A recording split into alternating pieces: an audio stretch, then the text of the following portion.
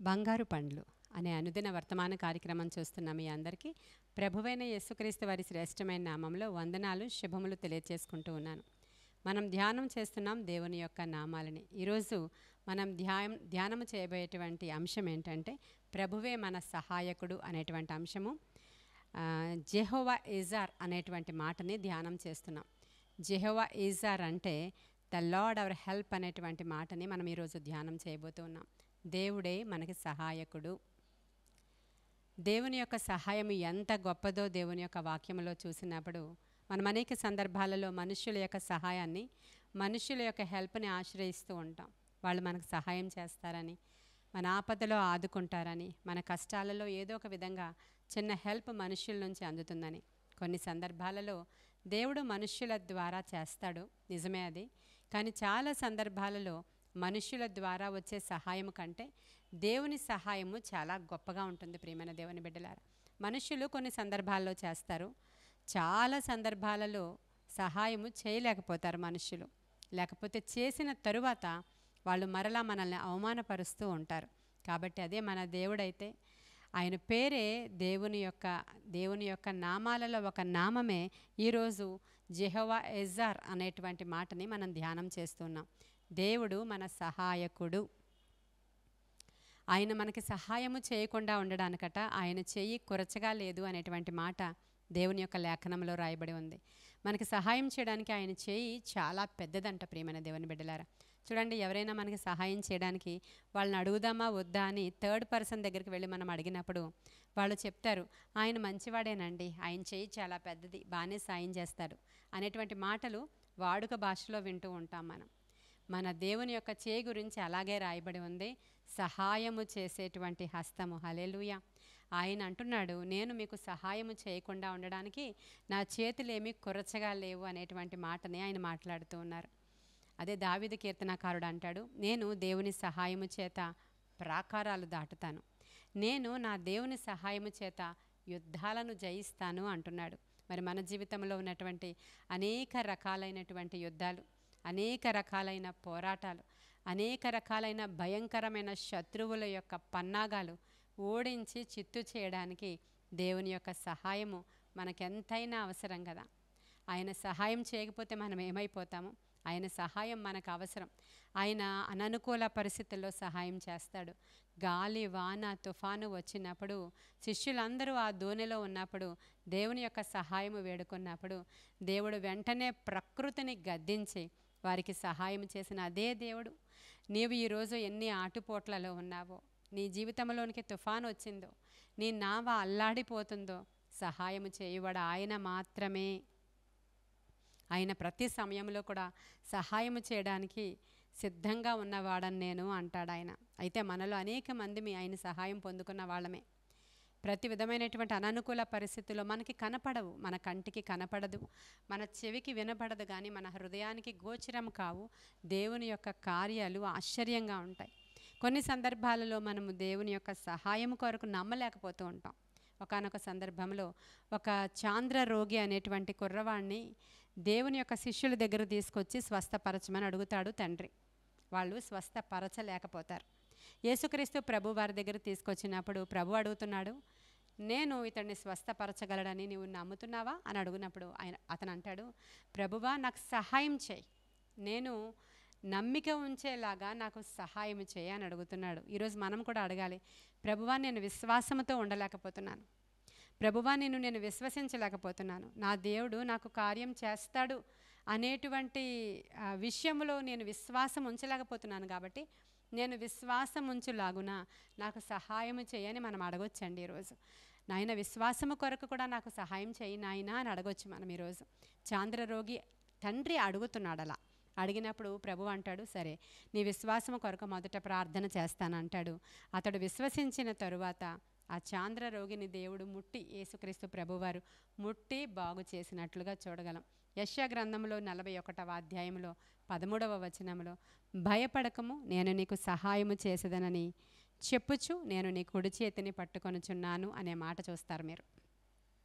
భయపడొద్దు, నేను నీకు సహాయం చేస్తానని చెప్పుచు మన కుడి చేతిని పట్టుకుంటున్నాడంట దేవుడు. చూడండి, పెండ్లి కుమారుడు పెండ్లి కుమార్తె యొక్క కుడి చేతిని పట్టుకున్నట్లు, వాగ్దానాలు చేసేటప్పుడు కుడి చేతిని పట్టుకుని వాగ్దానం చేసినట్లు మన దేవుడు నేను నీకు పరలోకపు భర్తనై ఉన్నాను అంటాడు, పరలోకపు తండ్రినై ఉన్నాను అంటాడు. ఎందుకు పరలోకపు భర్త అంటే, ఒక భర్త భార్య ఎడల ఎలాంటి ఒక రెస్పాన్సిబిలిటీ కలిగి ఉంటాడో, ఎలాగ ఒక బాధ్యతాయుతమైనటువంటి పాత్రను పోషిస్తాడో, ఎలా వెనుకన సపోర్ట్గా ఉంటాడో, ఎలాగ కంఫర్టర్గా ఉంటాడో, ఎలాగ అతను ఉండడం ద్వారా ఒక సెక్యూరిటీ భార్యకు ఉంటుందో అలాంటి సెక్యూరిటీ ఇచ్చేవాడను నేను, అలా చివరి వరకు కూడా నీతో నిబంధన చేసి నిన్ను విడిచిపెట్టను అనేటువంటి ఒక ఉద్దేశం మనకి కలుగజేయడానికే ఆ విధమైనటువంటి మాటను అక్కడ ఉపయోగించారు.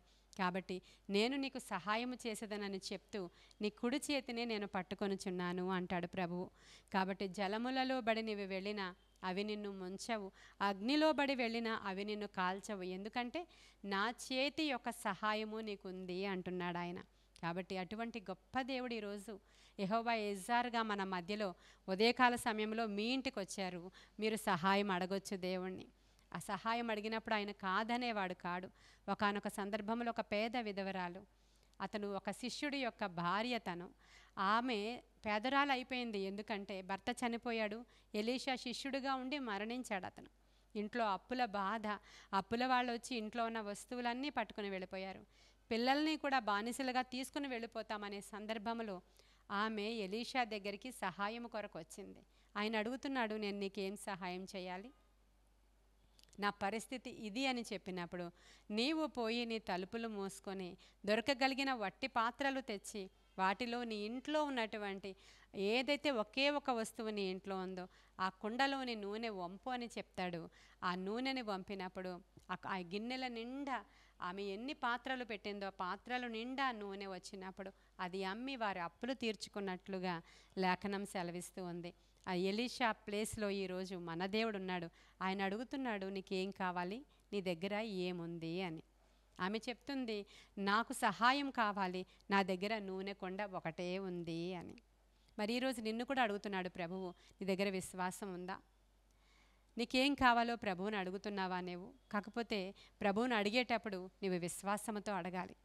నేను విశ్వాసం ఉంచానండి, అడుగుచున్నానండి, అయినా నాకు సహాయం రావట్లేదు అంటే ఎక్కడో ఏదో ఒక మూలల్లో ఏదో అవిధేయత ఉండిపోయి ఉంటుంది.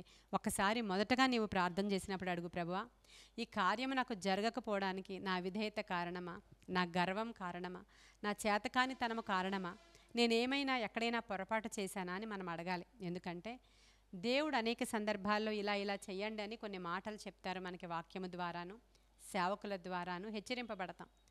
ఆ మాటలు మనం చేయకుండా దాన్ని దాటిపోయిన తరువాత ఎంత ప్రార్థన ఎంత కన్నీటి వేదన చెప్పినా కూడా చేసినా కూడా అసలు కార్యం మనకి జరగదు. ఎందుకంటే ఒక మాట ఉంది బైబిల్ గ్రంథంలో, దేవుని మాట వినుట చాలా శ్రేష్టం, ఎన్ని బలులు అర్పించుట కంటే మాట వినుట శ్రేష్టము అనే మాట. కాబట్టి ఎక్కడైనా మాట వినకుండా తప్పిపోయావేమో, ఒక్కసారి కన్ఫెషన్ ప్రేయర్ చేసుకున్న తరువాత దేవుని యొక్క సహాయం అడుగు. నీవు నీ తప్పుని రెక్టిఫై చేసుకొని దేవుని సహాయం అడుగు. నీవు దేవుని సన్నిధిలో ఎక్కడ తప్పిపోయావో అది చూసుకొని దేవుని సహాయం అడుగు. నీ దగ్గర ఏముందో ఏది లేదో దేవుడికి చెప్పు. దేవుడు తప్పకుండా నీకు సహాయం చేయువాడై ఉన్నాడు. ఎందుకంటే ఆయన కనికరము చూపాలని ఇష్టపడుతూ ఉన్నాడు. ఆయన దగ్గరికి మనం వెళ్ళాలని హెబ్రీయులకు రాసిన పత్రికలో ఒక మంచి మాట ఉంటుంది. 2వ అధ్యాయం 18వ వచనంలో, శోధింపబడు వారికి ఆయన సహాయము చేయువాడు. ఎవరైనా శోధింపబడుతూ ఉన్నారా? వేదనలో, బాధనలో, ఇరుకుల్లో, ఇబ్బందుల్లో, బంధకాల్లో ఉన్నారా? అటువంటి వారికి తప్పకుండా సహాయం చేస్తాడంట ఆయన. అయితే ప్రార్థన పట్టు విడవకుండా చేయండి, జెన్యూన్గా ప్రేయర్ చేయండి, ప్రభు పాదాలను ఆశ్రయించండి, వాక్యాన్ని ధ్యానము చేయండి. ప్రభు తప్పకుండా మీకు సహాయం చేయడానికి ఇష్టపడుతున్నాడు. అంత మాత్రమే కాదు, కీర్తనల గ్రంథము 10వ అధ్యాయము 14వ వచనంలో, తండ్రి లేని వారికి నీవే సహాయకుడవై ఉన్నావు అనే మాట. తండ్రి ఉంటే మనకి ఏ విధముగా సహాయకుడుగా ఉంటాడో, తండ్రి ఉంటే ఎలా పోషకుడుగా ఉంటాడో, తండ్రి ఉంటే ఎలా నిశ్చింతగా ఉండొచ్చో అటువంటి కంఫర్ట్ని దేవుడు ఇస్తానంటున్నాడు. ఈ రోజుల్లో చాలామంది కుటుంబాలలో తండ్రి అనేవాడు పోషకుడుగా ఉండట్లేదు. తల్లి ఎక్కడెక్కడో ఏవో పనులు చేసుకుని పిల్లల్ని పోషించుకుంటుంది.